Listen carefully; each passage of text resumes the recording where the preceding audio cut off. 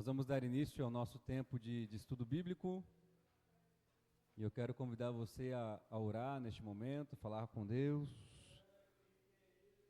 a buscar o auxílio que vem do alto, a iluminação da palavra para que possamos compreender aquilo que Deus quer nos dizer essa manhã. Feche seus olhos, vamos falar com Deus. Pai querido, nós te somos gratos por esta manhã, onde temos a certeza da sua misericórdia se renovando sobre nós.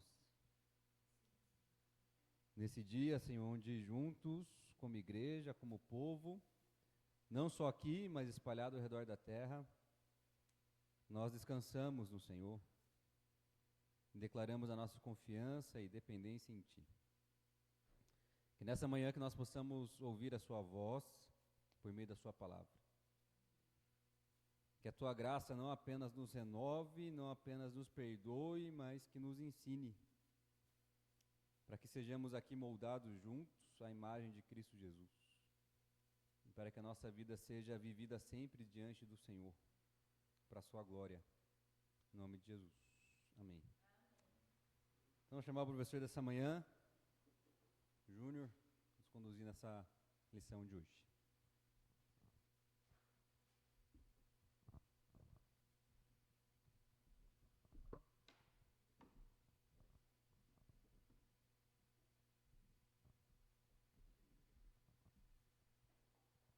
Bom dia. Então, da sequência do estudo bíblico do livro de Atos. Começar hoje o capítulo 3, do versículo 1 até o versículo 10.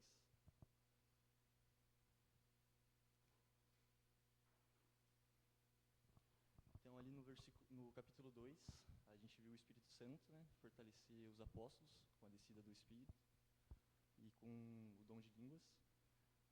E nessa parte vamos ver a propagação do Evangelho. Então, Atos 2 apresentou um retrato impressionante dos primeiros dias do cristianismo. O dom do Espírito fortalecia os apóstolos, o Evangelho era proclamado com ousadia, sem haver quem pudesse detê-lo. E a igreja crescia em passos largos. Atos 3 dá continuidade ao relato dessa propagação do Evangelho. Ele mostra também a obra miraculosa de Cristo na cura do coxo.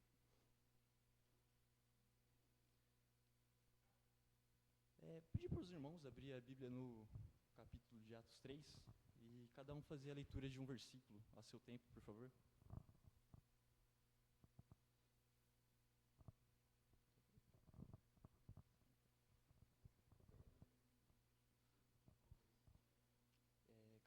Atos 3, versículo 1.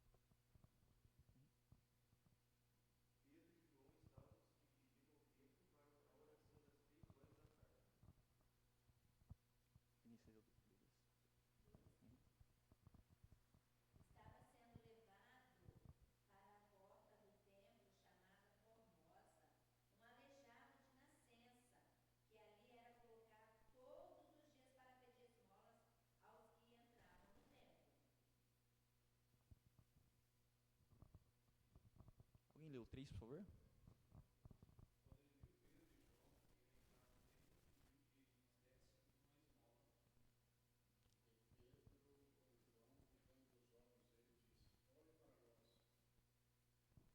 O 5.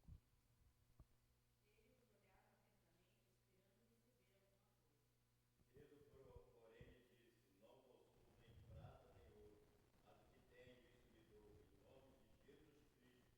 Em nome de Jesus Cristo, o Nazareno, levanta-se e ande. 7.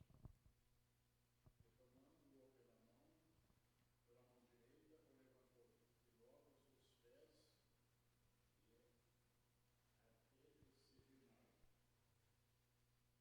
Dando um salto, ficou em pé, começou a andar e entrou com eles no templo, pulando e louvando a Deus.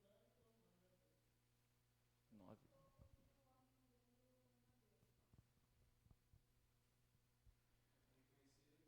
que ele era o mesmo que fez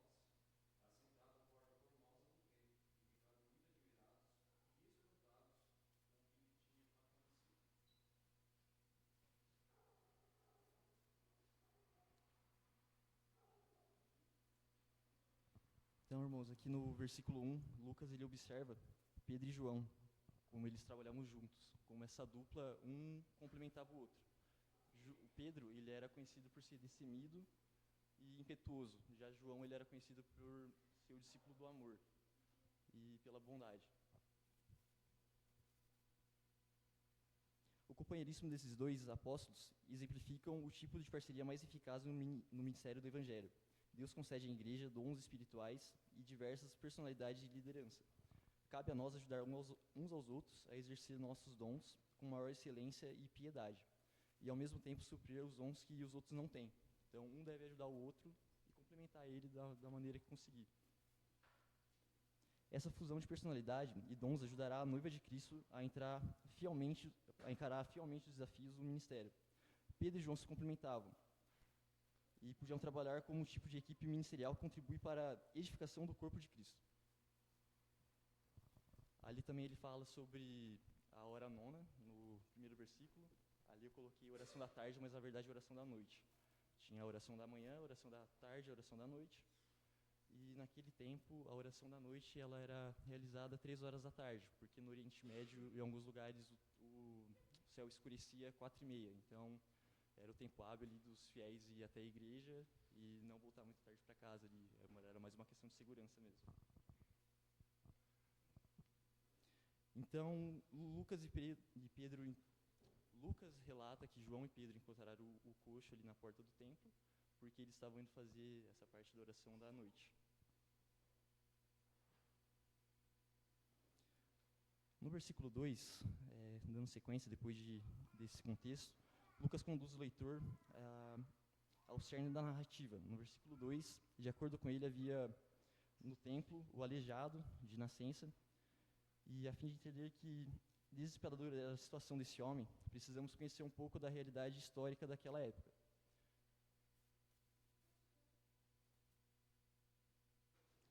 Um deficiente de nascença, ele representava não apenas uma condição de miséria, mas uma sentença de marginalização da sociedade. Ele era totalmente excluído e vivia numa crise econômica profunda, que ele gerava bastante gasto para a sua família.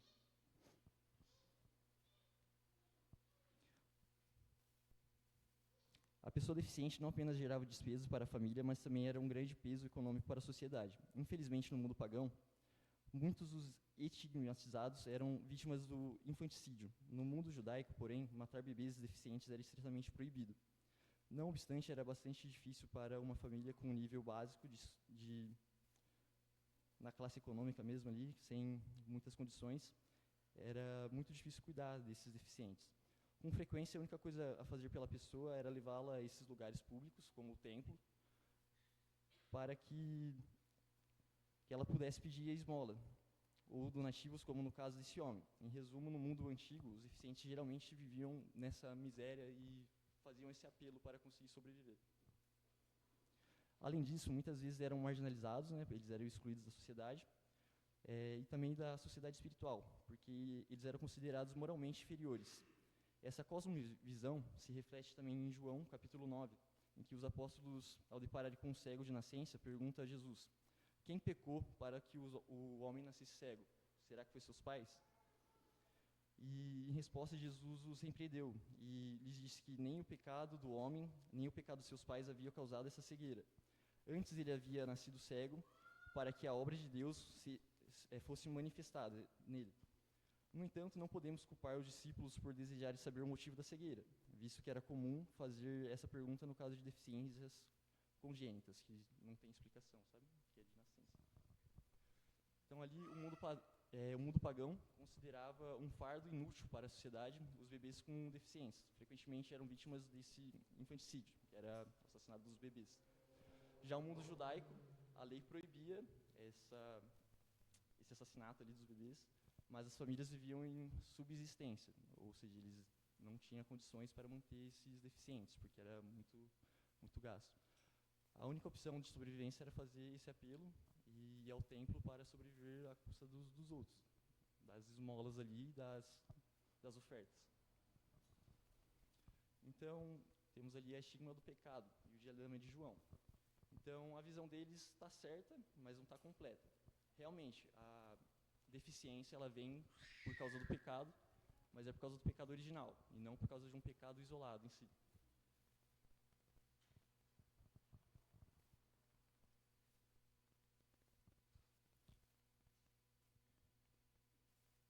Então, é correto atribuir todas as doenças e deficiências ao pecado de maneira geral, porque tudo vem desse pecado original.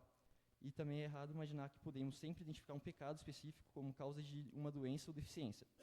Claro que algumas vezes é possível associar uma enfermidade a um pecado específico, como, por exemplo, uma doença do fígado causada por conta do alcoolismo. Na maioria das vezes, não há como vincular as causas das enfermidades e comportamentos pecaminosos ou disfuncionais. E imaginar que podemos fazê-lo é uma falácia, a respeito do que Jesus já nos advertiu. Munidos dessas informações históricas, entendemos quão trágica era a situação desse mendigo, que era deficiente. Quando o homem aleijado chamou por João e Pedro, ele estava suplicando por ajuda para sobreviver, para ter a oportunidade apenas de conseguir existir por mais aquele dia. Então, como mendigo aleijado, frequentemente pedimos esmolas, em vez de buscar a verdadeira restauração. A busca do homem, muitas vezes, é por dinheiro para a próxima refeição, mudanças nas circunstâncias externas e necessidades puramente físicas.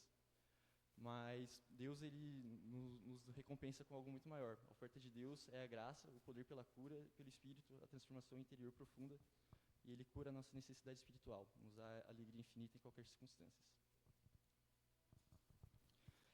É interessante observar também que, de acordo com o relato bíblico, o homem aleijado foi colocado junto à porta do templo chamada Formosa, ainda no versículo 2.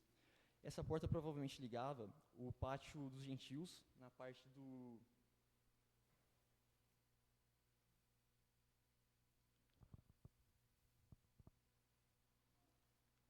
pátio externa do pátio das mulheres. No primeiro século, as portas eram imensas e serviam para proteger as cidades ou conjuntos de edifícios, como o templo. O seu tamanho e sua complexidade mostravam o valor da pessoa ou da divindade homenageada por elas. Então, quanto mais santo, entre aspas, você era, mais dentro do templo você podia ir. Então, quanto mais suntuosa a porta, mais evidente era a importância do objeto de adoração.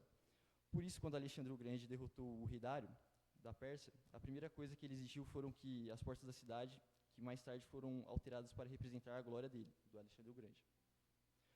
O mendigo aleijado, ele se coloca estrategicamente junto à porta a fim de pedir as esmolas, mostrando que conta com a benevolência dos judeus, fiéis que entram no templo para adorar a Deus. Então, os judeus, eles procuravam seguir a lei, segundo a qual era necessário cuidar dos necessitados. Então, eles se viam obrigados a contribuir com aquele mendigo, com aqueles pedintes, porque eles não tinham como sobreviver sozinhos. Então, eles se sentiam na obrigação. Eles não davam porque eles eram generosos, eles davam mais por obrigação mesmo.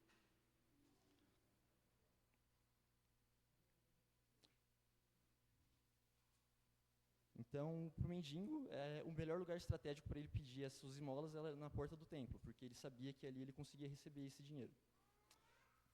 Quando o homem pede uma esmola a Pedro e a João, ele só se contenta com receber umas moedas para conseguir fazer mais uma refeição. E diferente dos outros, Pedro e João eles se compadecem dele. Em vez de ignorá-lo, como a maioria de nós costuma fazer quando nos deparamos com uma situação de miséria em algum lugar público, Pedro e João fixaram o olhar nesse homem e disseram: "Olhe para nós." A firmeza como eles se dirigiram a esse homem o levou a esperar a receber algo como além da atenção, como alguma moeda ou algo do tipo. O que o aleijado recebeu, porém, não foi o que ele esperava. Porque diante da porta formosa ele estava esperando receber somente uma esmolinha para ele conseguir se alimentar. Mas Pedro e João lhe mostraram uma porta ainda mais formosa que lhe permitiu compartilhar a graça de Cristo Jesus com esse homem necessitado. Então podemos ver a interceptação da graça. Quando eles falam, olhe para nós, a dignidade do homem foi restaurada. A dignidade restaurou a cura, veio antes da cura.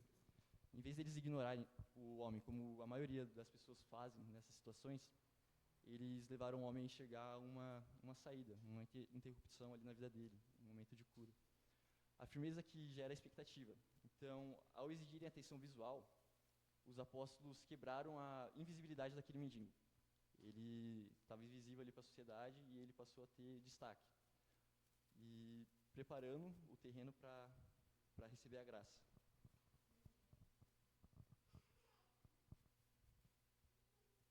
Então, nesse relato, vemos que com frequência esperamos muito pouco de Deus. Ou talvez mais do que precisamente, não enxergamos quão profunda é a nossa necessidade e, portanto, não buscamos uma solução legítima para a nossa situação. Na opinião do mendigo, a melhor coisa que poderia acontecer para ele seria receber o dinheiro para conseguir fazer mais uma refeição. Mas ele descobre que Cristo lhe dá muito mais do que jamais poderia imaginar. Assim como o mendigo aleijado, às vezes pedimos esmolas em vez de buscar a nossa restauração. Não enxergamos que nossas necessidades são muito mais profundas do que físicas, mas elas são espirituais. Muitas vezes pedimos que o Senhor realize uma mudança nas circunstâncias das nossas vidas, mas não vemos que a verdadeira mudança precisa ser realizada em nós, para que encontremos alegria em qualquer circunstância que estivermos. C.S. Lewis, ele faz um comentário memorável sobre esse modo de pensar. Ele diz assim: na realidade, se considerarmos as promessas pouco modestas de galardão e a espantosa natureza de recompensas prometidas nos evangelhos, diríamos que nosso Senhor considera nossos desejos não demasiadamente grandes, ele considera pequenos. Somos criaturas divididas, correndo atrás de álcool, sexos e ambições, desprezando a alegria infinita que Deus nos oferece. É como se fosse uma criança ignorante, que prefere continuar fazendo seus bolinhos e seus castelos de areias na areia da favela, porque não tem conhecimento do que é a praia, de quão maravilhosa ela é. Então, a gente se contenta com pouco, porque a gente não sabe a verdadeira necessidade que possuímos. Então, Deus, ele não promete a prosperidade nessa vida, mas ele promete seu espírito e poder sobre o nosso pecado. Deus não promete bens materiais, mas ele promete contentamento em Cristo. Talvez não sejamos ricos nessa vida, mas Deus não nos promete riquezas no céu. Não devemos nos distrair facilmente com aquilo que esse mundo tem a nos oferecer, porque Jesus é capaz de oferecer muito mais do que podemos ousar pedir. Ele sabe todas as nossas necessidades e, muito além disso, ele sabe tudo o que precisamos, mesmo que a gente mesmo não saiba.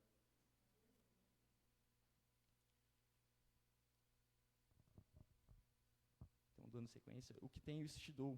O dom supremo não era moderado, mas o poder transformador de Cristo vive. Não tenho prata nem ouro, mas o que tenho, isso eu te dou. Em nome de Jesus Cristo, o Nazareno, levante e anda. Então, assim que Pedro conseguiu a atenção do homem, ele falou em nome dos 2 apóstolos. Ele tomou a liderança e ele afirmou que o mendigo não receberia deles nem ouro nem prata. Mas eles tinham algo muito mais valioso para oferecer, que é a graça e a cura pelo poder do Espírito Santo. Então, esse depósito de graça não era apenas para beneficiar o aleijado, mas para continuar propagando o Evangelho de Cristo Jesus naquela época. Pedro deixou absolutamente claro que eles atuaram no nome de Jesus Cristo, e só por meio dele aquele homem foi salvo. Nos evangelhos, os milagres cumprem diversos propósitos, e um dos principais deles é revelar o Cristo messiânico, perdão. E nessa parte de Atos, eles mostravam o triunfo de Cristo na ressurreição. Então, o milagre que Pedro estava prestes a realizar por esse homem apontava o poder do Cristo vivo. Devemos orar por atos miraculosos semelhantes hoje em dia. Perdão, uma pergunta. Será que devemos orar por atos miraculosos assim como era naquela época, nos dias de hoje? Evidentemente, não há uma divisão entre os cristãos a respeito da continuidade da operação dos dons miraculosos dentro da igreja, em nosso tempo. Mas, no entanto, todos os cristãos creem que Deus continua a ser soberano e continua a agir de formas milagrosas em todo o mundo. embora a nossa principal oração deve ser para que Deus transforme corações a fim de que os perdidos recebam o Evangelho, e não esses milagres espetaculares assim que aconteciam, mas se contentar com o milagre da vida, o dom comum, a graça comum que Deus oferece para todos nós.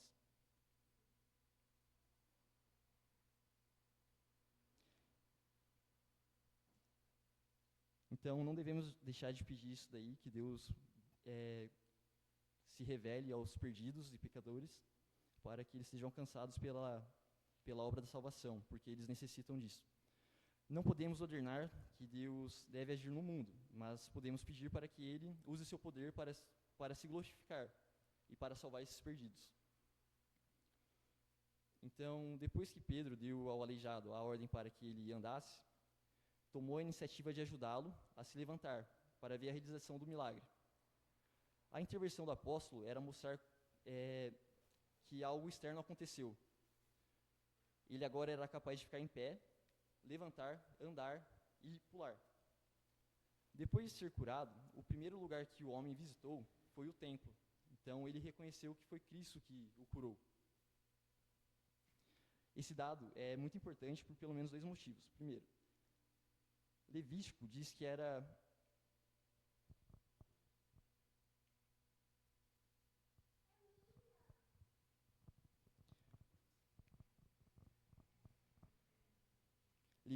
era proibido aos portadores de deficiência entrarem no templo. E o fato desse homem, outra hora que foi aleijado, poder entrar no templo, significava que ele foi curado de maneira completa. Então ele foi totalmente sarado.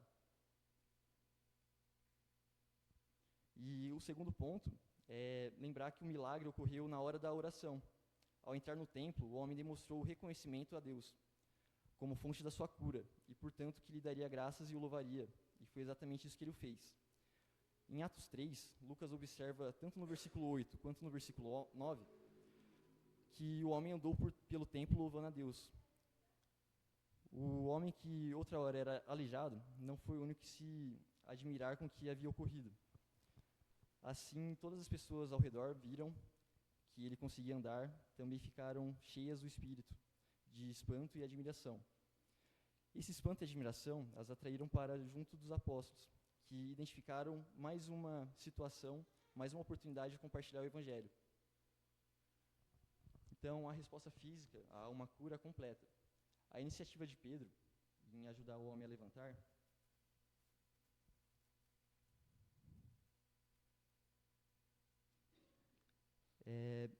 era para também mostrar que existia uma cura não só interna naquele homem, mas também uma cura externa. Então, ficar em pé significa a restauração física total de um homem aleijado de nascença. Andar e saltar é uma expressão de alegria, que ele estava transbordado de alegria, então ele saiu saltitando pelo templo. E ele foi louvar a Deus, reconhecendo que o Deus vivo foi a fonte soberania da sua cura. Então ele reconheceu a Deus ali e foi louvar a Deus porque o milagre só vem da mão dele.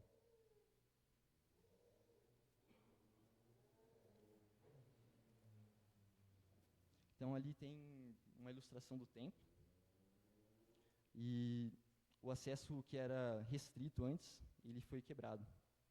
Então a cura foi muito mais do que física, foi a remoção de um muro religioso. Então agora não havia mais limite. A lei que proibia portadores de deficiência entrar no templo foi quebrada para aquele homem, porque ele estava totalmente curado. Então, com essa cura, ele tinha um acesso total. Ele podia entrar pelas portas na hora da oração. E o homem fez isso da melhor maneira possível, porque a primeira coisa que ele fez foi agradecer a Deus. Então, ele reconheceu a sua dependência e a soberania de Deus na sua vida. Tem a fala do C.S. Lewis, que somos criaturas divididas, como uma criança ignorante que prefere continuar fazendo seus bolinhos de areia numa favela, porque não consegue imaginar o que significa um convite para ir para a praia. Então a gente se contenta com pouco e esquecemos que o Pai tem muito para nos oferecer. E Deus não nos promete uma prosperidade material e temporária. Ele nos promete seu Espírito, seu poder sobre os nossos pecados. E Ele nos promete Ele nos dá o contentamento para suportar qualquer situação. Não devemos nos distrair com o que o mundo tem a oferecer. Devemos manter os nossos olhos sempre focados em Cristo.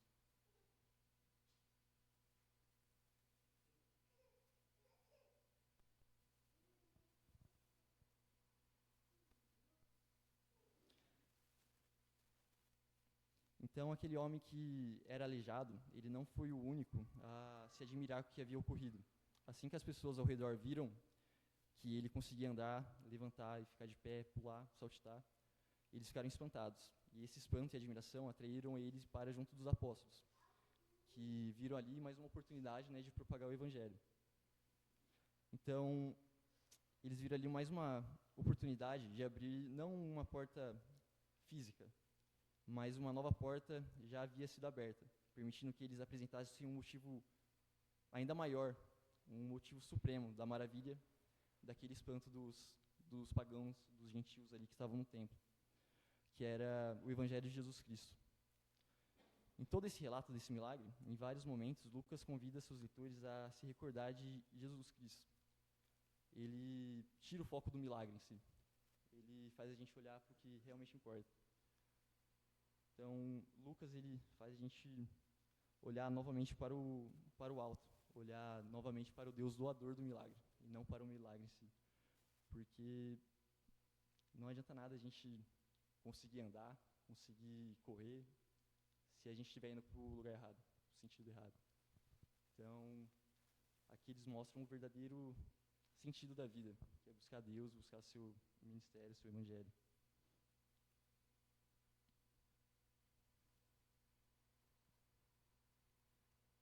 Então, Lucas deseja voltar os nossos olhos para o alto, para o Deus do milagre. E isso é enfatizado ao longo dessa narrativa. Ele nos lembra que o milagre de Jesus foi realizado em nome de Jesus.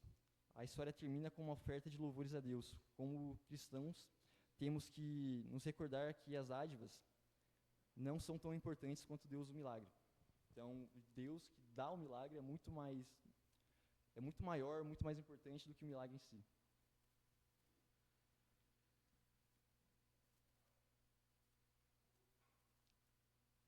Até mesmo as dádivas mais milagrosas devem voltar nossos olhos para o alto, para o doador do milagre. E como Pedro e João nos mostraram, o milagre só vem por meio de Cristo Jesus.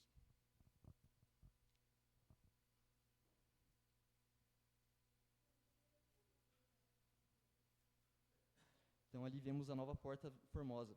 O espanto gerado pelo milagre abriu caminho para a verdadeira maravilha do Evangelho. A porta física de Jerusalém era majestosa, mas a pregação de Pedro e João abriu uma nova porta, a porta de Jesus Cristo, que é a entrada definitiva capaz de oferecer infinitamente mais do que ousamos pedir ou podemos imaginar. Então, esse relato de Atos nos lembra o quão Deus é maravilhoso, o quanto Ele se importa com a gente, o seu cuidado que Ele tem com nós. É Ele que nos suporta, Ele que nos sustenta, Ele que nos conduz. Isso leva a gente a refletir, né, que tudo que acontece é por meio dEle, por intermédio dEle, e sem Ele nada do que temos, nada do que é feito pode acontecer. Então, Lucas ele relata a história desse coxo e de como Deus transformou a vida dele. Que não devemos buscar somente a transformação material, mas sim a espiritual também. Então, aquele homem que vivia pedindo esmola, ele foi totalmente restaurado. E é exatamente isso que Cristo faz com a gente. Ele nos tira do pecado, ele remove o pecado que está sobre nós, o castigo que estava sobre a gente. Ele pega e ele remove. Então, isso é muito mais importante do que o milagre físico em si. É isso que a gente deve buscar, é isso que devemos fazer. Essa é a nossa missão aqui na Terra. E devemos levar para frente os testemunhos, não só do milagre, mas também do Evangelho de Cristo nas nossas vidas. Porque é Ele que nos salva, é Ele que nos chama pelo nome, é Ele que nos conhece.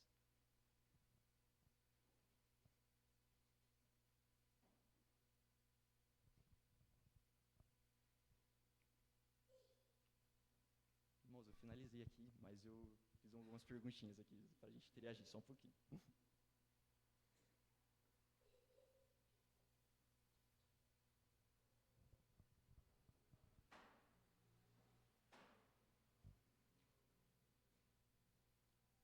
Então, a pergunta número 1. De acordo com o texto, qual é a principal vantagem da parceria entre Pedro e João no ministério?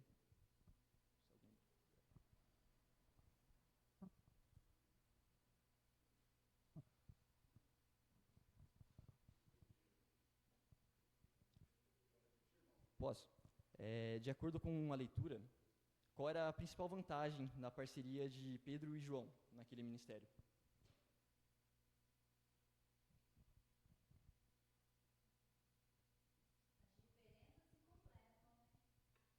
Exato.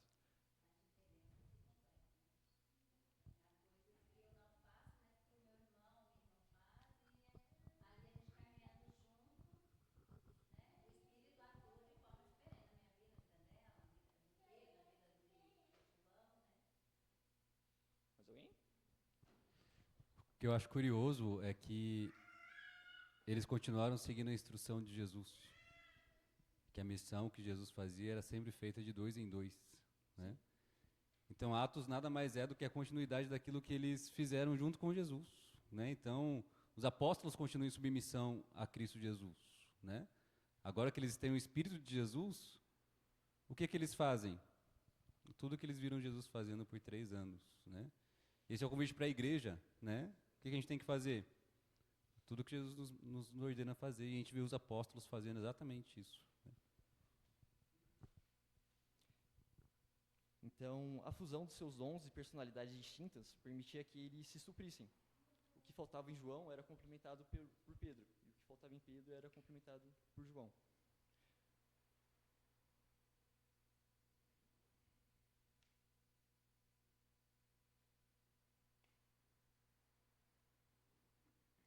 Vamos ver a próxima. Por que as orações da tarde no templo eram realizadas especificamente na hora nona, que era 3 da tarde?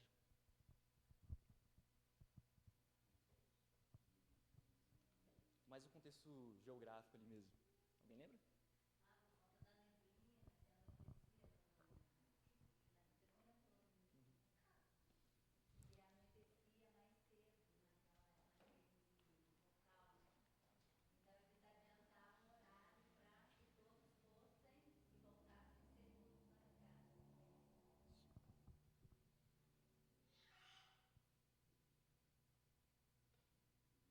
Então, a pergunta número 3. No contexto do primeiro século, qual era a principal diferença entre o mundo pagão e o judaico em relação aos bebês deficientes? Preconceito. Mais alguém? Não tinha um entendimento, né, do que era pecado original e o pecado cometido pelo homem. É.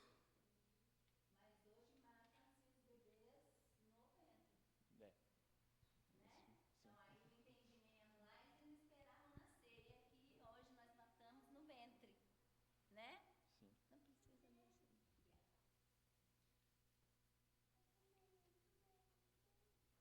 Então, quando o bebê nascia deficiente naquele tempo, eles esperavam nascer e eles sacrificavam aquele bebê, porque ia ser tipo prejudicial para eles e para a criança também, viver isolada da sociedade, viver como marginal ali, viver como mendigo, pedindo esmolas.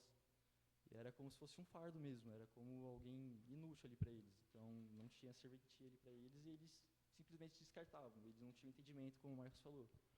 Eles não sabiam que mesmo sendo deficiente, é uma vida ali também. Foi Deus que fez ele, mesmo com essa deficiência, porque o pecado que interferiu nisso, não foi uma falta dos pais, alguma coisa específica em si. Não podemos tirar essa conclusão precipitada.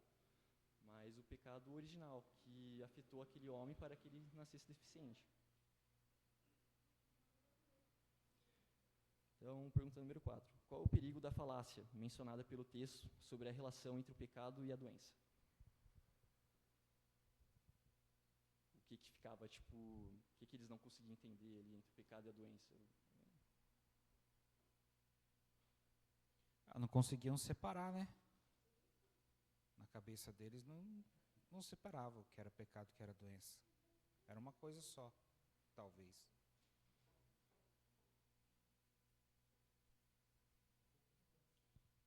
Então, eles tiravam conclusões precipitadas, eles faziam suposição de que toda deficiência ou enfermidade era o resultado direto de algum pecado específico de alguma pessoa.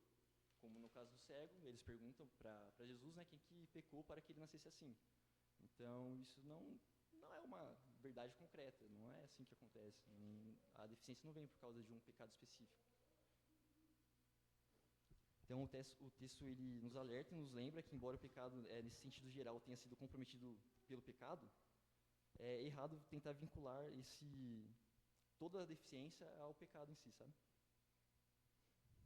Pergunta número 5. Qual era a função estratégica da porta formosa para o mendigo aleijado? Por que ele ficava ali? Peraí, volta na outra. Tá. Porque aí a gente compreende a dimensão das curas que Jesus realizava. Porque Jesus não estava restaurando apenas a saúde física daquele que ele estava curando. Ele estava restaurando a possibilidade daquela pessoa se relacionar com Deus. De voltar a entrar no templo e adorar a Deus. Né? Porque essas pessoas deficientes, as pecadoras, os adúlteros, eles foram excluídos dessa dinâmica de adoração. Então o que Jesus vem fazer? Não, ele não cura apenas fisicamente, não é o objetivo dele. O objetivo é restaurar a relação da pessoa com Deus, né? Onde homens estavam impedindo essas pessoas de adorarem a Deus, colocando fardos pesados sobre elas. Aí Jesus vem e restaura essas pessoas para que elas possam voltar ao templo, ou seja, voltar a se relacionar com Deus naquele contexto judaico, né? Poder adorar o seu Criador. Então a gente vai entendendo um pouquinho mais da dimensão da cura de Jesus, né? Que a gente acha que hoje Jesus tem o interesse apenas de curar fisicamente. Não, no contexto ali dos evangelhos, Jesus está restaurando a relação do pecador com Deus, né? As curas tinham essa dimensão. E isso nos traz uma grande verdade também. Quando nós pensamos nisso, o que nós lembramos? O véu, ele foi rasgado de cima a baixo. A ação, iniciativa de Deus.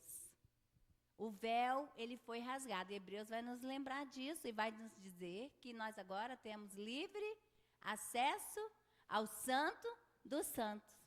E isso é uma grande verdade para este homem e para cada um de nós, porque nós nos colocamos no lugar do aleijado, né? Nós nos colocamos que nós também estávamos naquela posição, e a restauração que vem do alto, quando o Senhor rasga na cruz o véu, então Ele nos dá acesso. Ele deu acesso ao aleijado, a tantas outras vidas enquanto Ele curava, e hoje Ele nos dá esse acesso. Né? Então, assim como o aleijado refletiu a adoração, o louvor, por isso nós estamos aqui hoje. Com os nossos corações imensamente gratos, porque hoje nós relembramos que Jesus ressuscitou, que Ele rasgou o véu de cima a baixo. É exatamente como vocês disseram, né? Faz a gente lembrar que a gente estava na situação do aleijado, né? E que isso nos restaurou completamente para nos reconciliar com o próprio Deus. Aí a pergunta número 5 é: por que o aleijado ficou ali na porta formosa? Qual que era a estratégia dele de ficar ali? Por que ele tinha interesse em ficar naquele local? Se alimentar. Alimentar fisicamente, só o corpo. Não tinha noção do que poderia vir a acontecer e alimentação espiritual. Mais alguém?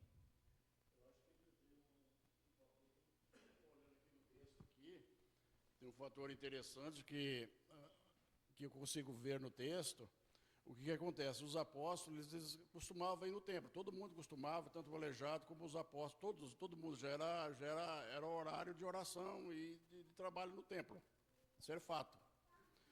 Quando ele pede a esmola para os apóstolos falam que não tem nem prata nem ouro. O que isso acontece? Acontece que os apóstolos, provavelmente, em outros momentos que os apóstolos teriam dinheiro, em outros momentos talvez tenha dado dinheiro para eles.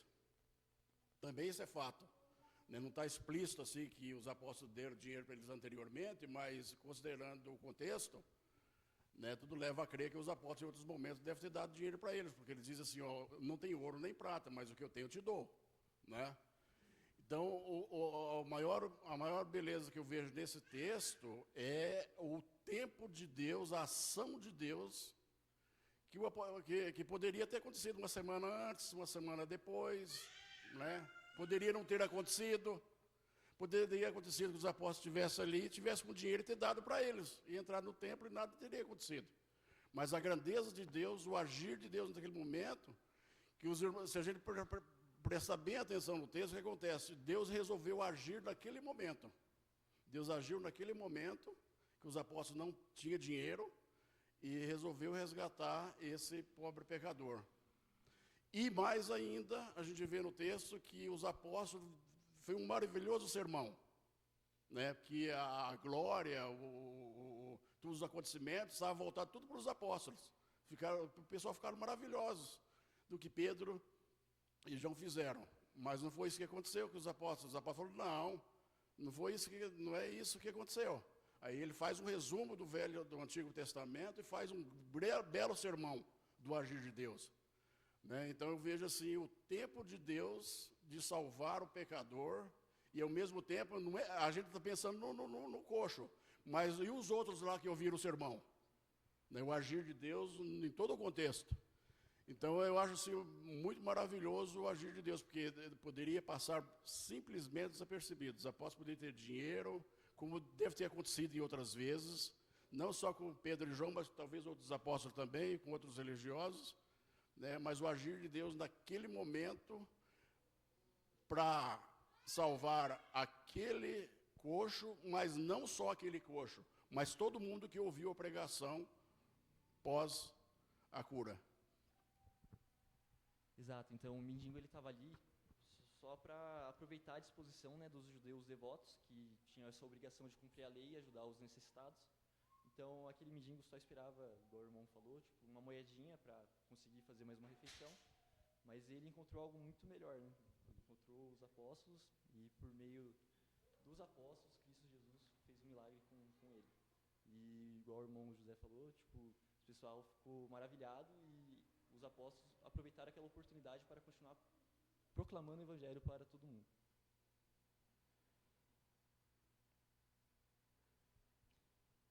Segundo a citação do C.S. Lewis, qual é o erro frequente dos seres humanos em relação aos seus desejos?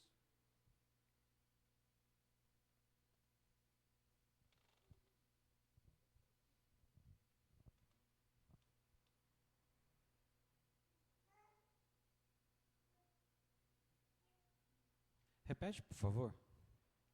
Segundo a frase do C.S. Lewis, qual é o erro frequente dos humanos em relação aos seus desejos, ao que pedimos?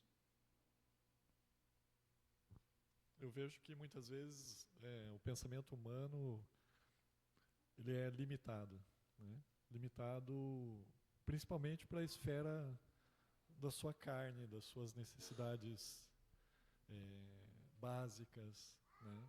Sem olhar a amplitude daquele que criou todo o universo, né? O poder daquele que criou todo o universo. Então, nosso pensamento fica muito restrito, muito limitado.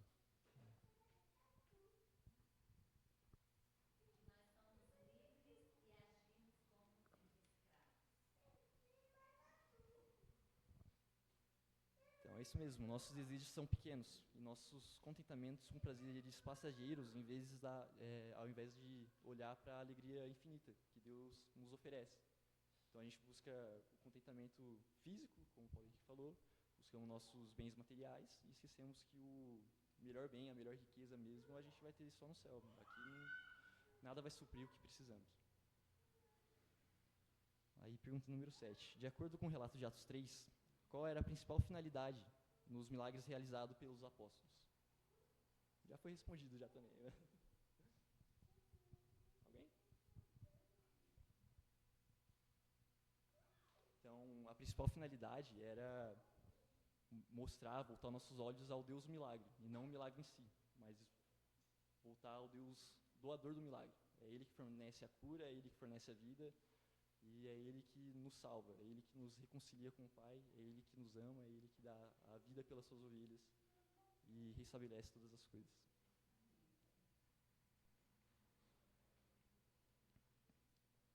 Pergunta número 8. Por que o fato do homem curado ter entrado no templo é um detalhe muito importante para nós?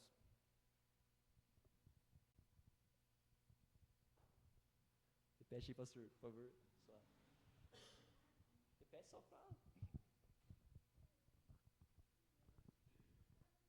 Foi restaurada a relação dele com Deus, né? Aquilo que os homens estavam impedindo de fazer, o Evangelho possibilitou novamente, né? Esse homem poder se reconectar com o seu Criador, né? Só que o Evangelho, ele nos dá um upgrade nesse sentido, né? Porque no Evangelho nós não apenas entramos no templo, nós entramos no Santo dos Santos, né? Nós temos livre acesso à presença de Deus, né? Então, a cura deste homem é só um protótipo daquilo que acontece com cada um de nós, né? Nossa relação restaurada com Deus, nós podemos acessá-lo livremente por causa de Cristo Jesus. A pergunta número 9. O texto afirma sobre a continuidade dos milagres na igreja atual? Qual a opinião de vocês sobre isso?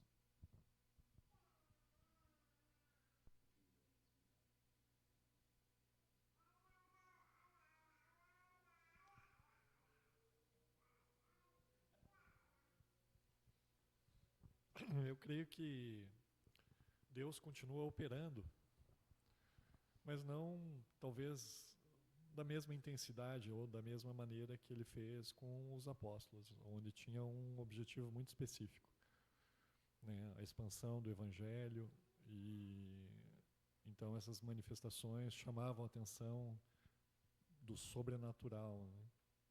Então hoje nós temos a palavra que é suficiente, né? Mas não que os milagres não possam acontecer, porque Deus nada impede, né, o poder de Deus, e quando Deus quer operar, Ele opera sem nós crendo ou não crendo, né? Isso, então, embora tenha algumas divergências sobre os dons, todos os cristãos creem que Deus continua agindo de forma soberana e milagrosa, de maneira diferente nos dias atuais.